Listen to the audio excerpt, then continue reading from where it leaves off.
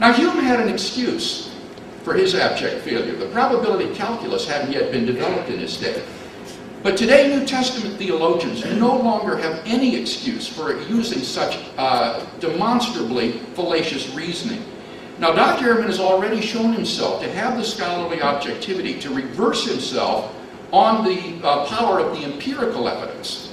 But in this case, a reversal of his position is mathematically obligatory. And I hope that the same scholarly objectivity that led him to reverse himself with respect to those 4 facts will now also lead him to rethink his opposition to the resurrection hypothesis. Now, in my few remaining minutes, let me return to that first contention and deal with Dr. Ehrman's responses there. He said that there are a sort of wish list that he would offer for historical sources, and that the Gospels are not as good as we would want. Well, let me simply say that this wish list is so idealistic as to be practically irrelevant to the work of the practicing historian. The only purpose that it serves is the psychological purpose of setting the bar so unrealistically high that the Gospels appear to fall short by comparison.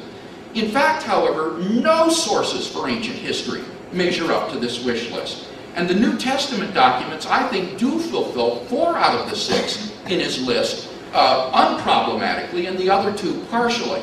So the real question is, not are they as good as we would like, but are they good enough to establish those 4 facts? And they certainly are.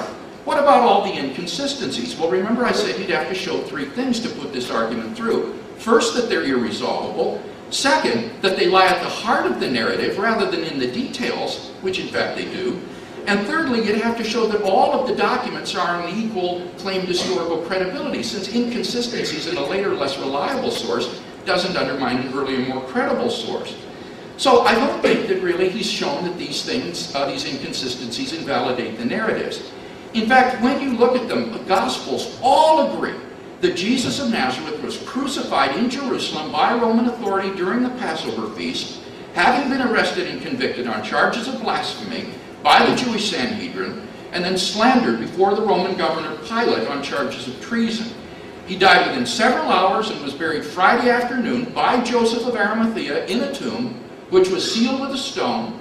Certain women followers of Jesus, including Mary Magdalene, who is always named, having observed his interment, visited his tomb early on Sunday morning, only to find it empty.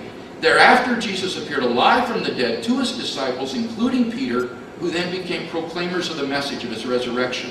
All 4 Gospels attest to all of those facts. More details could be added simply by including facts mentioned in 3 of the Gospels, 3 out of the 4. And as I say, the bottom line is that Dr. Ehrman himself admits now, since 2003, that despite the inconsistencies, these 4 facts are historical. In fact, N.T. Wright, at the end of his massive study of the resurrection narratives, states that the empty tomb and appearances have a historical probability which is so high as to be virtually certain, like the death of Augustus in AD 14 or the fall of Jerusalem in AD 70. That is incredible. So I think that the debate really isn't over these facts. The question is the best explanation of the facts. And the objection that Professor Ehrman offers is not the objection of a historian. This is not a historical argument. This is a philosophical argument which is based upon a misunderstanding of the probabilities involved. Once that is cleared up, I see no reason at all why one cannot infer on the basis of the historical evidence that Jesus of Nazareth rose from the dead.